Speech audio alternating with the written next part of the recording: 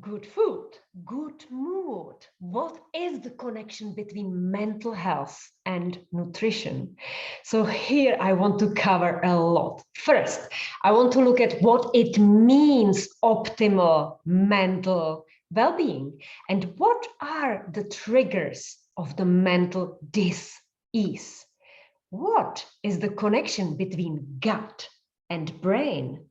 First brain and the second brain, and how can we reset the digestion? What is usually the trigger food that you didn't even know about can be causing mental health issues? And what is the optimal food for your brain? So let's dive in. First, we look at what is optimal health. So when you feel comfortable in the environment, at work, at home, or where you are living, and everything goes with ease, you have positive relationship with your colleagues and neighbors, partners, family, children. You have your own individual values and boundaries, and they are met. Nobody is breaking these boundaries or making you to push your boundaries, and you know your value in the society. You have a sense of control in every situation. You have your clear vision and mission. You know where you go. You know why you are here on this planet. So you have this fulfillment purpose of your life. And all your expectations are met before you even ask. You don't have to act like a thermostat that is outside and reacts to the external environment. Rather, you are thermostat at home. So did I say thermostat? I meant thermometer outside and thermostat at home. So what is the difference? Thermostat that is at home has a setup, knows what it wants to keep the temperature, for example, on 22 degrees. And even if you open the window and temporarily it goes into like 18 degrees, it will quickly catch up. However, the thermometer that is outside is like a victim. It's just acting to whatever happens around it. So remember, you never want to be the thermometer outside, the victim of the external environment. You want to have your thermostat inside set up to your values, your boundaries, and then you only respond rather than react. So optimal mental well-being is also about the work-life balance. So you know when it's time to switch off the mobile phone, computer, and dedicate the time to your family or your hobbies. Hobbies, yes, that's important. And sometimes women forget about their hobbies and put everything on a side for somebody, for children, for partner, for work. But it's important to find the right balance. So now you know what is the optimal mental well-being. But there are situations in the life, because life is a roller coaster, that we are not prepared to. We are not resilient yet. And it's important to ask for the help. So if it's very serious, like losing somebody who you loved, and you are broken, it's good to look for a psychotherapist. But if it's a life situation that you just have that sensation that not everything is going your way, maybe coaching can be the way to go. So financial problems, relationships, intimacy problems, or even debilitating disease. So if you have a sore back or sore knee, which stops you from doing everything that you would want to do, hiking in the mountains, going for a walk, spending time with your friends, with your family, it has impact even on your mental health. Not even talking about the pain. So it's the physical pain that you have, and you cannot take the painkillers all the time, but it's even the emotional pain or traumatic memories that you can carry even from the childhood, but it's deeply in the subconscious mind, and you are not even aware that your behavior and fear is caused by these memories, and it's important to work on them. It can also be poor sleep, and poor sleep can be either the cause of the debilitating disease or the mental and emotional instability, or it can be even hormonal imbalance. So when you go through the perimenopause, menopause, and the hormones are just misfiring, try to save you, increasing the stress hormone cortisol during the night, it keeps you awake. And that can be even eating disorders. When you want to lose the weight and you are restricting yourself too much, or you are balancing your emotions and loneliness with food, alcohol, or other addictive substances, parenting issues, family issues. So now we know that the list is extremely long.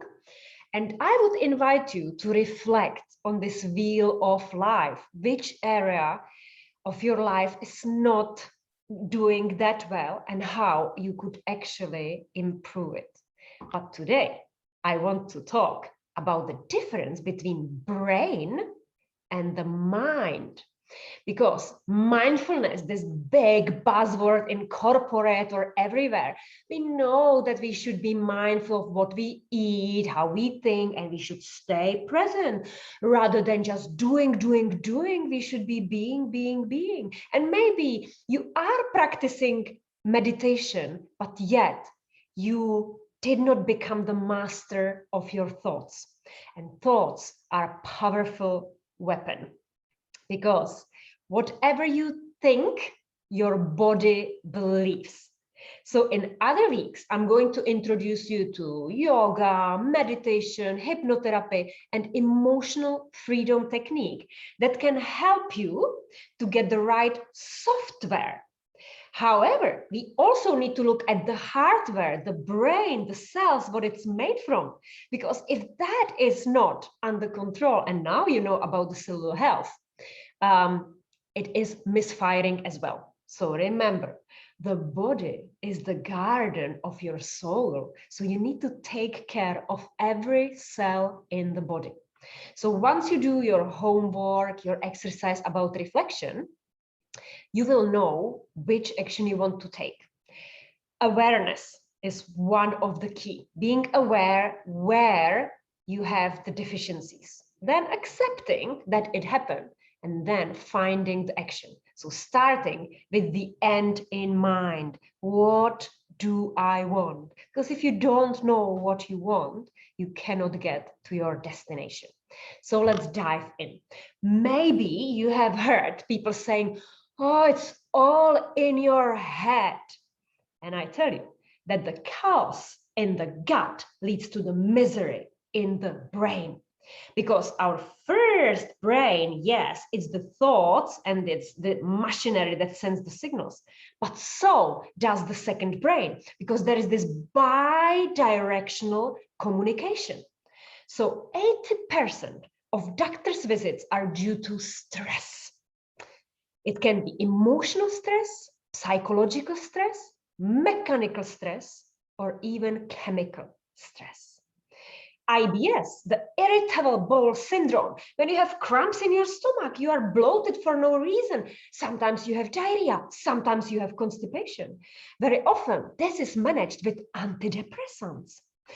Autism or obsessive compulsive disorder, when people are cleaning the house or they are really scared of the germs, these are managed with probiotics. Parkinson's disease is treated with L-tryptophan, which is basically the activated precursor of serotonin, the happy hormone. And irritable bowel disease, which is very severe gastrointestinal issues, when you have inflammation of your gut and then it's breaking and leaking and causing the sepsis, the poisoning in the body. This, in past 20 years, is treated with a fecal microbial transplant. So what that basically means is they take a stool of a healthy athlete that is emotionally completely calm. They take the healthy bacteria from the stool, of course, like cleaning it, and then they transplant it into a sick, stressed, anxious, depressed person. And this person suddenly behaves like the sportsman and is totally happy and healthy. So this is actually the future music of the medicine. But before this happens, let's look who has this power to do it all. So what is this gut-brain axis?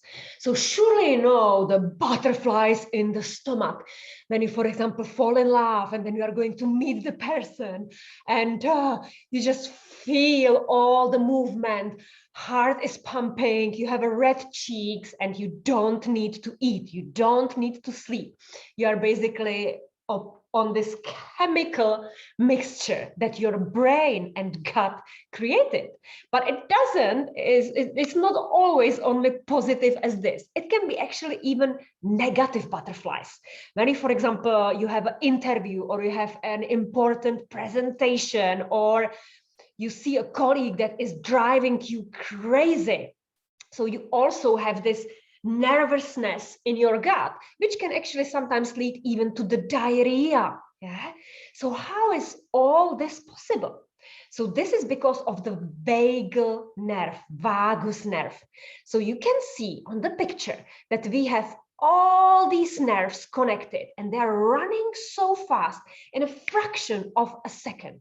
So even when you, for example, step now on a broken glass and you cut your feet, immediately you move the feet. So it's this fraction of these mechanoreceptors that you have on your feet, the nerval endings that lead and take the message to the brain. Brain can in a milliseconds process the information and make the food away from the glass, away from the danger. And the same happens actually in our gut, because this vagus nerve is connected to every organ, every internal organ in our body, and even the intestine. Yeah? So it has this hands-like projections, the finger projections that are connected with the sensors of the organ. So if, for example, your gut gets stressed or your brain gets stressed, it sends the signal there, right? So it's either the gut, for example, causing the diarrhea, something that you have eaten, goes to the brain, or from the brain to the gut in a millisecond. But vagus nerve is activated only in the rest and digest, not when you are under stress. So this connection to the gut, to the heart and everything is not functioning properly. Now, you know about the dopamine. Dopamine is a powerful neurotransmitter. What it means now, you know the difference between neurotransmitter and hormone. So hormones are released from some gland in the body, and it takes about 30 minutes to get released into the bloodstream and then travel to the cell, and the cell needs to connect it to the receptor, and then it makes a change. So 30 minutes to 1 hour before something happens. Neurotransmitters, they act very fast because they travel through the spinal cord and act in milliseconds. So dopamine, here it's 50-50. 50% of this reward, pleasure system neurotransmitter is created in the brain and 50% in the gut. So how you can imagine the dopamine? We need dopamine because dopamine is this motivation. It's a motivation for me now to do the presentation for you, to give you all my energy. If I have no dopamine, I don't really want to do the video for you. I don't really want to go for a run. I don't want to talk to anybody. I just don't have a power even to cook and eat and do anything, work. I'm just not motivated. Yeah. So when the dopamine is triggered, it's usually because we know what is coming with the reward. So again, if I tell you with the relationship, you know when you are going to find that passionate lover and you know that you are going to meet this person, it's your brain that can already predict how you are going to sleep, and that builds the desire, the tension to get what you want. So it's with partners, but the same is with the glass of wine. You know that when you drink that glass of wine, you are going to be relaxed. You remember that sensation, right? So there is this dopamine, and even if you are telling yourself, no, I'm not going to drink the alcohol, this reward, pleasure system is the habit and you go for it. So it's with any other drug. It's with smoking because you know how you are going to feel. It's with chocolate. It's with any food. So 50% in the brain, 50% in the gut. What happens if the gut is stressed and it's not working anymore? There is no dopamine, no life energy. And the same goes for serotonin. So this is really striking number. 95% of the happy hormone serotonin is made in the gut, in the intestine, and only 5% in the brain. So if you have a leaky gut, you have a leaky brain. You don't feel happy. You are depressed. So serotonin is responsible for the mood, but also the elimination of the stool. There are some drugs that actually suppress serotonin, like morphine, because it suppresses the pain. And then people who take any opioids and this morphine, they suffer with constipation. So serotonin is responsible for the motility of your gut, so that it moves it and the stool can travel away from your body. It's responsible for the sleep. And why? What is the mechanism? So serotonin is actually a precursor building block to melatonin. Melatonin is a sleeping hormone. It is released from a pineal gland in our brain when the darkness hits the retina. So if you are not happy, if you don't have enough serotonin, chances are you have a disturbed sleep. It's also responsible for the memory and speed of learning. You know that when you are depressed and unmotivated, chances that you are supposed to learn something or memorize something is very low. And of course, libido, because if you are not happy, if you are not in a good mood, the last thing you want to do is reproduce. And appetite. And here is a very interesting fact. So when you are in an acute stress, you lose a loved person or you go through a major trauma, you are not hungry because you are not happy. So not having serotonin actually means that you don't have the appetite. And then you think, but you know, every time when I'm like depressed and anxious, here we talk already about chronic, low level depression. Right? And very interesting fact is that people who use antidepressants, which is basically serotonin, so it's selective serotonin receptor inhibitors. And what that basically means, so serotonin is hormone and even neurotransmitter, but mostly neurotransmitters. And these neurotransmitters from the brain, they get quickly released to make us happy, but that happiness can also very quickly disappear because the serotonin is reabsorbed back. And when it's not in our system, when it's not in the bloodstream, we don't feel happy. So antidepressants are basically blocking the receptors on the cells, on the neurons, that would reabsorb the serotonin back and hide it away from us, right? So it cannot be reabsorbed. So that serotonin from the drug, from the antidepressant, is running in the bloodstream all the time, night and day.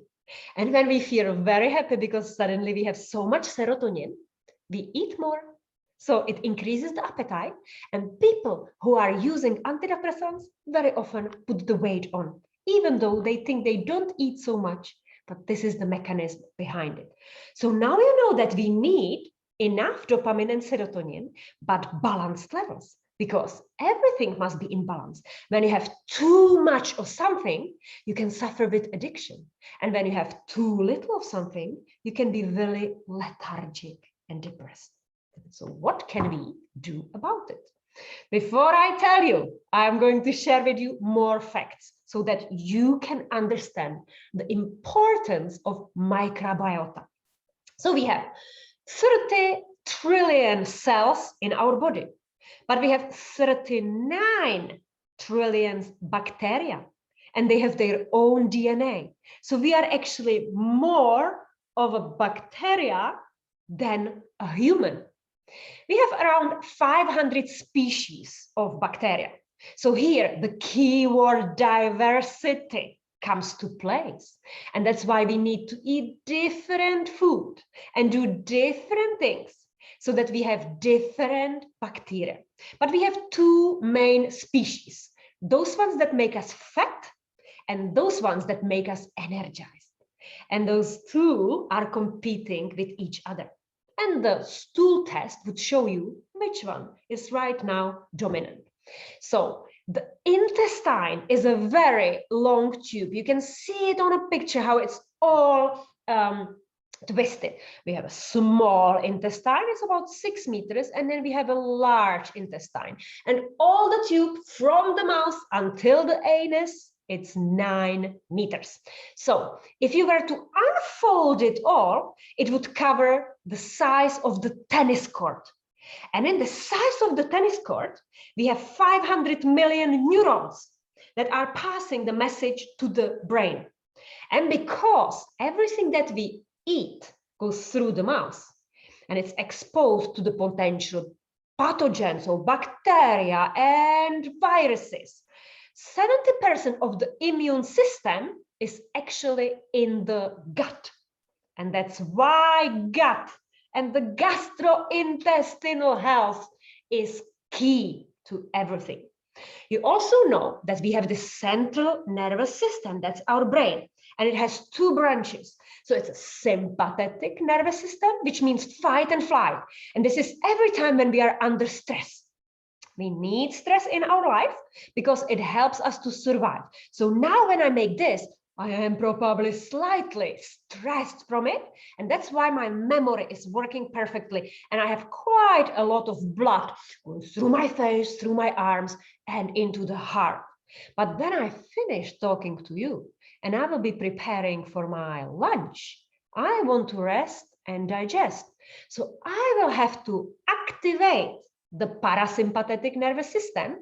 So activate this vagus nerve, so that the vagus nerve sends a signal to my brain and says, all good, Blanca is calm. And I will do it through the breathing. So taking a long, deep inhale and exhale. Because like this, the neurons sense that my heart rate goes down, that my intestine is calm, and that I'm ready to eat and digest the food. Because if I'm under stress, my stomach is not producing any hydrochloric acid and my intestine is not absorbing any vitamins and minerals.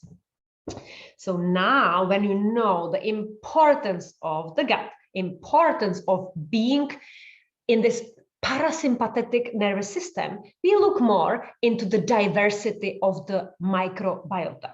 So we have, as I told you, 500 different species, and each of us is unique, and each of us has different set of these species. And how are they given to us? It's given to us by our mother. Because when you are passing during the birth through her vagina, she covers you with all her microbiota that was in the vagina, because it's the same one that is actually even in her anus, so even in the stool.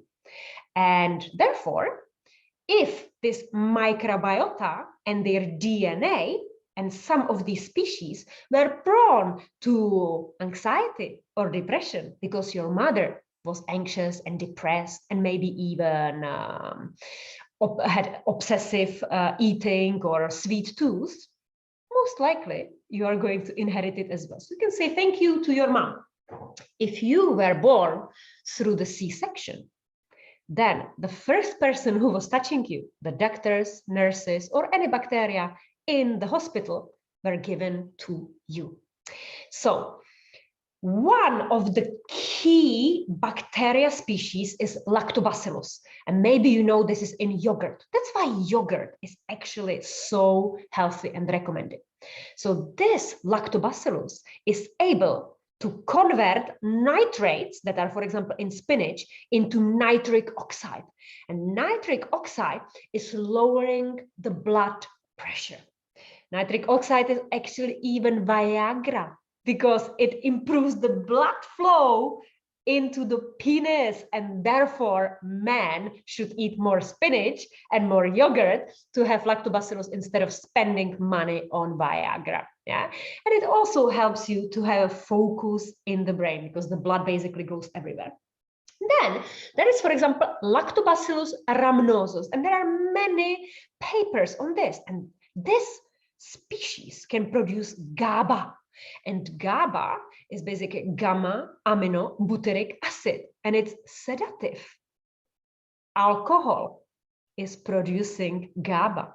That's why after that glass of wine, you have that sensation of relaxation. And that's why you keep going there all over again. So would that not be better to give a try to Lactobacillus rhamnosus to produce GABA in the evening so that you can relax and sleep well? Also, Bifidobacterium, for example, in kefir, there are 33 different species of Bifidobacterium. And the research showed that they are helping to improve the immune system. Now, when you know that 70% of the immune system is in your gut, what about improving the Bifidobacterium and eating, for example, kefir? Short chain fatty acids are a byproduct of the bacteria. So bacteria is basically this living animal species in you, and they also need to eat.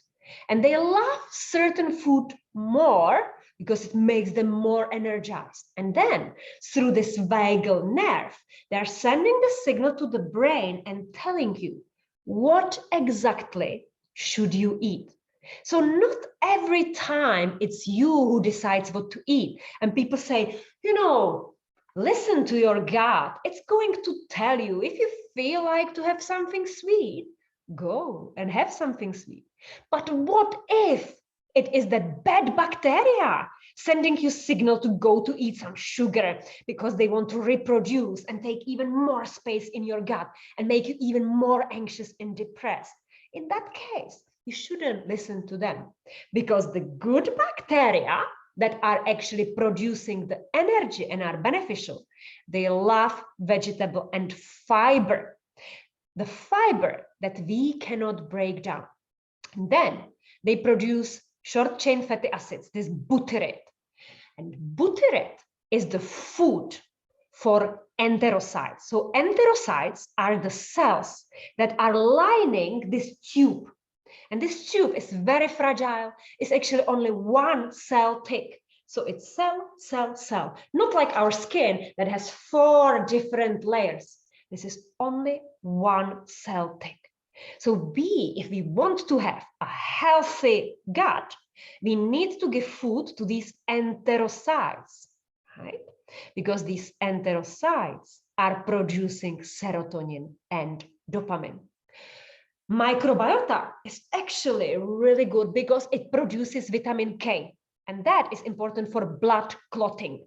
So you know that LDL, the bad cholesterol, can basically damage your arteries, and it can cause internal bleeding. And you don't want to bleed outside. You need vitamin K that stops the blood clotting, so thanks to the bacteria. If you have a leaky gut, if your intestine is permeable, you don't produce vitamin K, and then chances are that you can have internal bleeding and then thrombus, and thrombus can go into your brain. It can block your heart, and it can cause heart disease and stroke out of the blue. Even a 40-year-old person can have stroke. Microbiota is also producing vitamin B3, B5, B12, and other B vitamins as well. But these ones are important for the brain function, for the focus, for the memory. And research showed that these vitamins and the leaky gut is causing Alzheimer's disease, Parkinson's disease, and we will learn about it more in other presentations. Gut bacteria can actually lower your cholesterol, and this is through the process of bile deconjugation. So what it basically means, it takes the fat cells and it breaks it down to small pieces and removes it in the stool. That's what you want.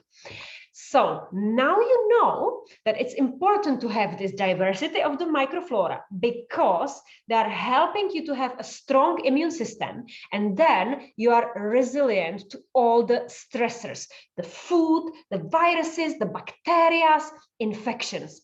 And when the barrier is protected, then nothing can leak into the blood and therefore cross the blood-brain barrier.